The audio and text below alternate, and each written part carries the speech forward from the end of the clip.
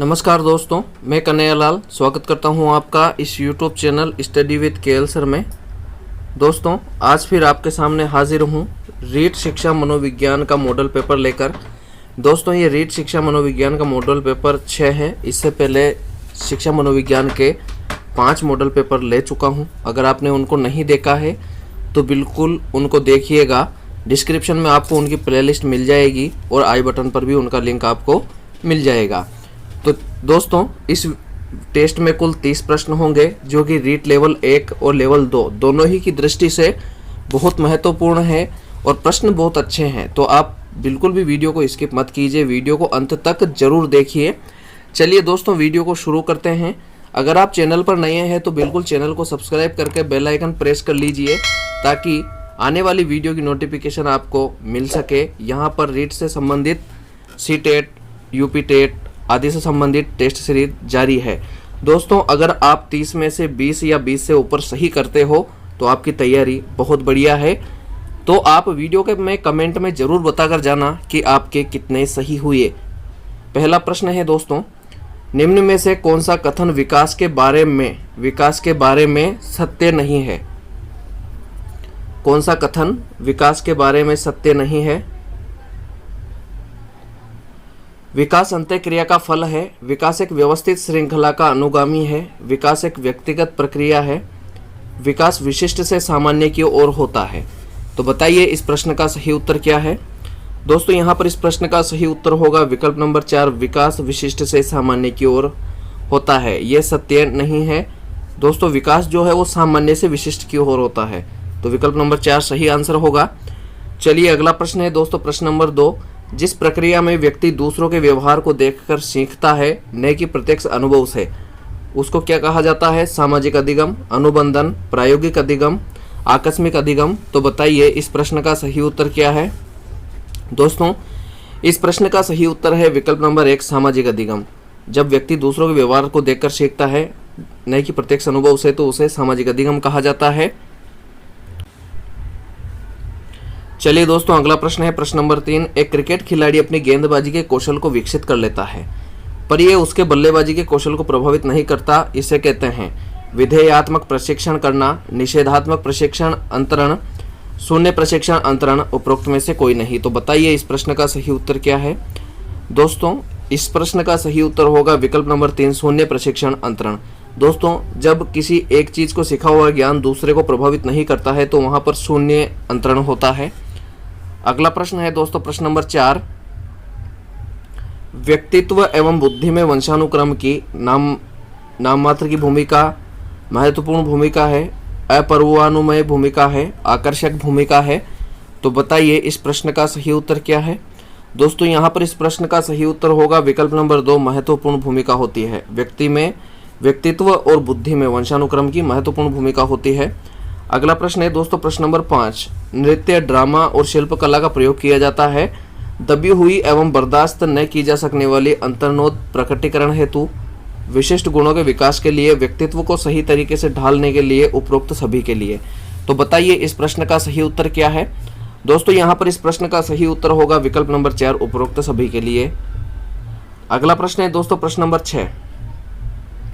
सृजनशीलता के पोषण के लिए एक अध्यापक को अपने विद्यार्थियों को रखना चाहिए लक्ष्य केंद्रित, कार्य केंद्रित, लक्ष्य एवं कार्य केंद्रित, पुरस्कार केंद्रित। तो बताइए इस प्रश्न का सही उत्तर क्या है? दोस्तों, यहाँ पर पुरस्कार प्रेरित। बताइए इस प्रश्न का सही उत्तर क्या है? इस प्रश्न का सही उत्तर होगा विकल्प नंबर 2, कार्य केंद्रित। चलिए दोस्तों, अगला प्रश्न है प्रश्न नंबर 7।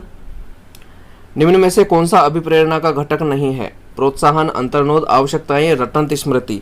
तो बताइए इस प्रश्न का सही उत्तर क्या है? दोस्तों, यहाँ पर इस प्रश्न का सही उत्तर होगा विकल्प नंबर 4, रटंत स्मृति। अगला प्रश्न है प्रश्न नंबर 8। 140 से अधिक बुद्धि लब्धि वाले बच्चों को किस श्रेणी में रखेंगे? प्रतिभाशाली, मूर्ख, सामान्य बुद्धि, मंद बुद्धि। तो बताइए इस प्रश्न का सही उत्तर क्या है? दोस्तों, इस प्रश्न का सही उत्तर होगा विकल्प नंबर 1, प्रतिभाशाली। 140 से अधिक बुद्धि लब्धि वाले बच्चे प्रतिभाशाली होंगे। दोस्तों, वीडियो को आखिर में कमेंट में जरूर बताकर जाना है कि आपके कितने सही हुए और आपको प्रश्न कैसे लगे, और साथ ही साथ आप राय भी देकर जाना है कि इनमें क्या सुधार किया जा सकता है। प्रश्न 9 है, निकट दूर सिद्धांत में विकास किस प्रकार है? ऊपर से नीचे की ओर, केंद्र से सिरों की ओर, दोनों ओर बराबर, नीचे से ऊपर की ओर। तो बताइए इस प्रश्न का सही उत्तर क्या है। दोस्तों यहाँ पर इस प्रश्न का सही उत्तर होगा विकल्प नंबर 2, केंद्र से सिरों की ओर। जो निकट से दूर का सिद्धांत है, इसमें केंद्र से सिरों की ओर इस प्रकार का विकास होता है, तो विकल्प नंबर 2 सही होगा। अगला प्रश्न है दोस्तों प्रश्न नंबर 10, सीखना व्यवहार में उत्तरोत्तर सामंजस्य की प्रक्रिया है। यह कथन है कोहलर, वाटसन, स्किनर, क्रो व क्रो का। तो बताइए इस प्रश्न का सही उत्तर क्या है। दोस्तों यहाँ पर इस प्रश्न का सही उत्तर होगा विकल्प नंबर 3, स्किनर। सीखना व्यवहार में उत्तरोत्तर सामंजस्य की प्रक्रिया है, यह कथन स्किनर का है। अगला प्रश्न है प्रश्न नंबर 11, तनाव कम करने की अप्रत्यक्ष विधि निम्न में से कौन सी है। निर्णय, लक्ष्यों का प्रतिस्थापन, आत्मीकरण, बाधा निवारण। तो बताइए इस प्रश्न का सही उत्तर क्या है। दोस्तों यहाँ पर इस प्रश्न का सही उत्तर होगा विकल्प नंबर 2, लक्ष्यों का प्रतिस्थापन। अगला प्रश्न है दोस्तों प्रश्न नंबर 12, प्रगतिशील परिवारों में बच्चों में अपेक्षाकृत कौन सा प्रेरक अधिक प्रबल होता है। उपलब्धि, आक्रामकता, जिज्ञासा, संबंधन। तो बताइए इस प्रश्न का सही उत्तर क्या है। दोस्तों यहाँ पर इस प्रश्न का सही उत्तर है विकल्प नंबर 1, उपलब्धि। प्रगतिशील परिवारों में बच्चों में अपेक्षाकृत उपलब्धि जो है वो अधिक प्रबल होती है। अगला प्रश्न है दोस्तों प्रश्न नंबर 13, बाल मनोविज्ञान का संबंध बालक में मनोवैज्ञानिक प्रक्रिया के विकास से है। यह कथन है जेम्स ड्रेवर का, आयन जैक का, प्रोबेल का, गैरेट का। तो बताइए इस प्रश्न का सही उत्तर क्या है। दोस्तों यहाँ पर इस प्रश्न का सही उत्तर होगा विकल्प नंबर 2, आयन जैक। ये जो कथन है बाल मनोविज्ञान का संबंध बालक में मनोवैज्ञानिक प्रक्रिया के विकास से है, आयन जैक ने कहा था। अगला प्रश्न है प्रश्न नंबर 14, नवीन परिस्थितियों में अपने आप को अनुकूलित करना ही अधिगम है। यह कथन किस विद्वान का है। हिलगार्ड, वुडवर्थ, गिलफोर्ड, पावलोव। तो बताइए इस प्रश्न का सही उत्तर क्या है। दोस्तों यहाँ पर इस प्रश्न का सही उत्तर होगा विकल्प नंबर 1, हिलगार्ड। नवीन परिस्थितियों में अपने आप को अनुकूलित करना ही अधिगम है, यह हिलगार्ड ने कहा। अगला प्रश्न है दोस्तों प्रश्न नंबर 15, अभिप्रेरणा का XY सिद्धांत दिया था। हजबर्ग ने, मैकग्रेगर, कॉफमैन, CLL। तो बताइए इस प्रश्न का सही उत्तर क्या है। दोस्तों इस प्रश्न का सही उत्तर है विकल्प नंबर 2, मैकग्रेगर। XY सिद्धांत मैकग्रेगर ने दिया। चलिए अगला प्रश्न है प्रश्न नंबर 16, क्रेशमर द्वारा बताए गए व्यक्तित्व के प्रकारों में शामिल नहीं है। मेसोमार्फी, डाइप्लास्टिक, एस्थेनिक, एथलेटिक। तो बताइए इस प्रश्न का सही उत्तर क्या है। दोस्तों यहाँ पर इस प्रश्न का सही उत्तर है विकल्प नंबर 1, मेसोमार्फी। दोस्तों यहाँ पर डाइप्लास्टिक, एस्थेनिक और एथलेटिक ये तीनों ही क्रेशमर द्वारा बताए गए व्यक्तित्व के प्रकार में हैं, जबकि मेसोमार्फी नहीं है। चलिए दोस्तों अगला प्रश्न है प्रश्न नंबर 17, क्रूडर व्यक्तिगत अधिमान रिकॉर्ड का संबंध है अभिवृत्ति मापन से, आदतों से, अवधान से, रुचि मापन से। तो बताइए इस प्रश्न का सही उत्तर क्या है। दोस्तों इस प्रश्न का सही उत्तर है विकल्प नंबर 4, रुचि मापन से। जो क्रूडर का व्यक्तिगत अधिमान रिकॉर्ड है वो रुचि मापन से संबंधित है। अगला प्रश्न है प्रश्न नंबर 18, क्रियात्मक अनुसंधान के सूत्रपात का श्रेय किस देश को जाता है। Bharat, Japan, America, Germany. तो बताइए इस प्रश्न का सही उत्तर क्या है।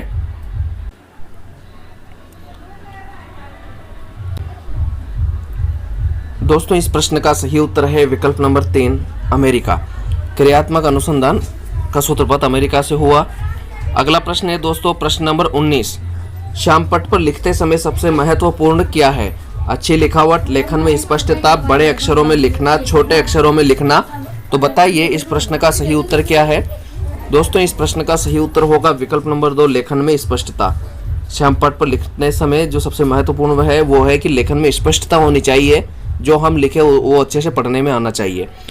अगला प्रश्न है दोस्तों प्रश्न नंबर 20, निम्न में से औसत बुद्धि लब्धि का द्योतक है। 70 से 91, 91 से 111, 111 से 120, 121 से 140। तो बताइए इस प्रश्न का सही उत्तर क्या है। दोस्तों इस प्रश्न का सही उत्तर है विकल्प नंबर 2, 91 से 111। दोस्तों औसत बुद्धि लब्धि जो है वो नॉर्मली 90 से 110 के बीच होती है। यहाँ पर विकल्प के हिसाब से जो इसके सबसे नज़दीक है वो अपन को 91, 111 दिखाई दे रहा है, तो विकल्प नंबर 2 सही होगा। चलिए अगला प्रश्न है दोस्तों यहाँ पर प्रश्न नंबर 21, विद्यार्थियों में श्रम की स्फूर्ति का विकास करने के लिए शिक्षक अपने ही श्रम में प्रवृत्ति दिखाएगा। शिक्षक श्रम के महत्व पर व्याख्यान करेगा। समय समय पर विद्यार्थियों को श्रम करने का अवसर देगा। विद्यार्थियों को श्रम करने वाले लोगों का उदाहरण देना पड़ेगा। तो बताइए इस प्रश्न का सही उत्तर क्या है। दोस्तों इस प्रश्न का सही उत्तर है विकल्प नंबर 3, समय समय पर विद्यार्थियों को श्रम करने का अवसर देना। जो सबसे उत्तम ऑप्शन है यह विकल्प नंबर 3 होगा। चलिए दोस्तों अगला प्रश्न है प्रश्न नंबर 22। निम्न में से किस स्तर में बच्चे अपने समकक्षी वर्ग के सक्रिय सदस्य बनते हैं? किशोरावस्था, वयस्कावस्था, प्राक बाल्यावस्था, बाल्यावस्था। तो बताइए इस प्रश्न का सही उत्तर क्या है। दोस्तों इस प्रश्न का सही उत्तर होगा विकल्प नंबर 1, किशोरावस्था। किशोरावस्था में बच्चे जो है अपने समकक्षी वर्ग के सक्रिय सदस्य बनते हैं।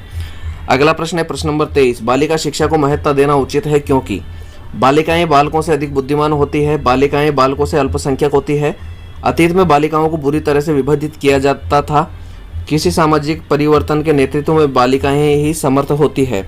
तो बताइए इस प्रश्न का सही उत्तर क्या है। दोस्तों इस प्रश्न का सही उत्तर होगा विकल्प नंबर 4, किसी सामाजिक परिवर्तन के नेतृत्व में बालिकाएं ही समर्थ होती है। विकल्प नंबर 4 यहाँ पर सही होगा। अगला प्रश्न है दोस्तों प्रश्न नंबर 24। यदि एक विद्यार्थी कक्षा में भाग लेने से संकोच करता है तो आप उससे प्रश्न नहीं पूछेंगे। जिन प्रश्नों के उत्तर वह दे सकता है केवल उन्हीं प्रश्नों को पूछेंगे। उन प्रश्नों को नहीं पूछेंगे जिनके उत्तर उसके सामर्थ्य से बाहर है, जिसके कारण वह कक्षा में उपहास का पात्र बन सकता है। उससे केवल तब प्रश्न पूछेंगे जब वह उनके उत्तर देने के लिए उत्साहित हो। तो बताइए इस प्रश्न का सही उत्तर क्या है। दोस्तों यहाँ पर इस प्रश्न का सही उत्तर है विकल्प नंबर 4, उससे केवल तब प्रश्न पूछेंगे जब वह उत्तर देने के लिए उत्साहित हो। दोस्तों सबसे अच्छा जो विकल्प है वो विकल्प नंबर 4 है। इसके नंबर बाद अगर देखा जाए तो विकल्प नंबर 3 है, लेकिन यहाँ पर उत्तम विकल्प विकल्प नंबर 4 है। जब बालक उत्तर देने के लिए उत्साहित हो तब उससे अगर प्रश्न पूछेंगे तो उसको कक्षा रुचिकर लगेगी। तो यहाँ पर विकल्प नंबर 4 अपना सही होगा। अगला प्रश्न है प्रश्न नंबर 25। वैलेंटाइन के अनुसार आदत का प्रकार है यांत्रिक आदत, भावना संबंधी आदत, नैतिक आदत, उपरोक्त सभी। तो बताइए इस प्रश्न का सही उत्तर क्या है। दोस्तों इस प्रश्न का सही उत्तर है विकल्प नंबर 4, उपरोक्त सभी। अगला प्रश्न है प्रश्न नंबर 26। वातावरण के साथ सामान्य एवं स्थायी समायोजन ही व्यक्तित्व है। यह कथन किसका है? Woodworth, Allport, boring, Valentine. तो बताइए इस प्रश्न का सही उत्तर क्या है। दोस्तों इस प्रश्न का सही उत्तर है विकल्प नंबर 3, बोरिंग। वातावरण के साथ सामान्य एवं स्थायी समायोजन ही व्यक्तित्व है, यह कथन बोरिंग का है। चलिए दोस्तों अगला प्रश्न है प्रश्न नंबर 27। कथा प्रसंग परीक्षण के निर्माता है पाइन एवं टेंडलर, मॉर्गन एवं मुरे, लियोपोल्ड बेलक, साइमन बिने। तो बताइए इस प्रश्न का सही उत्तर क्या है। दोस्तों इस प्रश्न का सही उत्तर है विकल्प नंबर 2, मॉर्गन एवं मुरे। कथा प्रसंग परीक्षण जो है थेमेटिक एप्रिसिएशन परीक्षण, तो वो मॉर्गन और मुरे ने इसका निर्माण किया था। अगला प्रश्न है दोस्तों प्रश्न नंबर 28। प्रश्न नंबर 28 है अधिगम निर्योग्यता का लक्षण है भागने की प्रवृत्ति होना, अभिप्रेरणा का अभाव, अवधान संबंधी विकार, अशांत, ऊर्जावान एवं विध्वंसक होना। तो बताइए इस प्रश्न का सही उत्तर क्या है। दोस्तों इस प्रश्न का सही उत्तर है विकल्प नंबर 3, अवधान संबंधी विकार। अधिगम निर्योग्यता का लक्षण है अवधान संबंधी विकार। चलिए अगला प्रश्न है दोस्तों प्रश्न नंबर 29। राष्ट्रीय पाठ्यचर्या रूपरेखा 2005 में गुणवत्ता आयाम शीर्षक के अंतर्गत अधिक महत्व दिया गया शिक्षित एवं अभिप्रेरित शिक्षकों को, भौतिक संसाधनों को, बालकों के लिए संरचित अनुभव और पाठ्यक्रम सुधार को, बालकों के लिए ज्ञान संदर्भ में संरचित अनुभवों को। तो बताइए इस प्रश्न का सही उत्तर क्या है। दोस्तों इस प्रश्न का सही उत्तर है विकल्प नंबर 3, बालकों के लिए संरचित अनुभव और पाठ्यक्रम सुधार को। यहाँ पर विकल्प नंबर 3 सही होगा।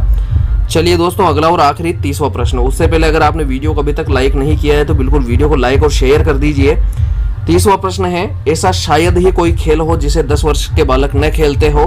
बाल्यावस्था के बारे में यह कथन किस विद्वान का है? स्ट्रेंग, कोलब्रूस, वुडवर्थ, रोस। तो बताइए इस प्रश्न का सही उत्तर क्या है।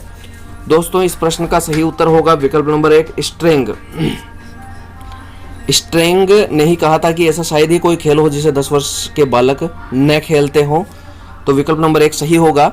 चलिए दोस्तों आज के लिए इतना ही, मिलते हैं जल्दी ही नए वीडियो में नए टेस्ट के साथ। तब तक के लिए नमस्कार।